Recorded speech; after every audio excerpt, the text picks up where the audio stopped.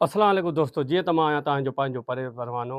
हिन वक़्तु वरी आया आहियूं असां नए सेट ते जकमबाद शरीफ़ में राजा रफ़ीक जमालीअ वटि।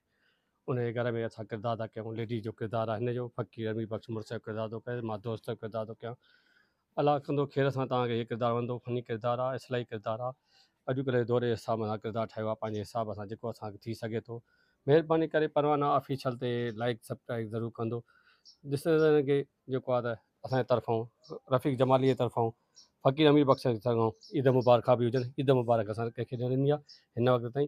खैर असां हाणे ईद बि गुज़री वई आहे, ईद जूं लख लख मुबारक हुजनि, वाधायूं हुजनि। हाणे ॿ टे लफ़्ज़ तव्हां सां फ़क़ीर अमीर बख़्श ॻाल्हाईंदो। अल्हम्दुलिल्लाह माशाल्लाह परवाना ऑफिशियल या परवाना आर्ट अकेडमी तमामु सुठो कमु करे रही आहे। ॾिसंदड़नि खे वरी बि इहो ई अर्ज़ु आहे त असांजो जेको आहे सो महिनत आहे, तमामु बहितरीनु महिनत आहे। हिनखे ॾिसो बि, इंजॉय बि कयो, शेयर बि कयो। अॻिते दोस्तनि खे अर्ज़ु आहे त सब्सक्राइब बि कयो। वरी महिरबानी। अदा रफ़ीक जमाली साहब। ना मां चवंदुसि त महिरबानी करे सब्सक्राइब कयो, लाइक कयो। तव्हांजा मोहबती आहियूं, तव्हांजे लाइ महिनत बचड़ा काए आया आहियूं, तव्हांजी दुआ खपे।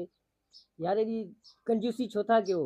ऐं ॿी ॻाल्हि इहा, तव्हांजे करे ई तव्हांखे ॾेखारण लाइ हे गेटअप, न त हे पंहिंजे बचनि जे साम्हूं हे गेटअप लेडीज़ जो किरदारु करे बीठो आहे छो? इहो तव्हांजे तव्हांखे ॾिसण लाइ नी, त तव्हां ॾिसो असांखे।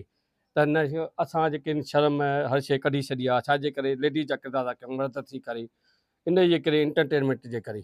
छो जो असां एतिरी वसियत न आहे जो लेडीज़ घुराए करे उन्हनि सां किरदारु कयूं। असां ग़रीब आहियूं, पंहिंजो कमु कंदा आहियूं, बसि पाण में जेको आहे त इंटरटेनमेंट कंदा आहियूं। एतिरी वसियत न आहे जो असां लेडीज़ खे घुराए करे असां कमु कयूं।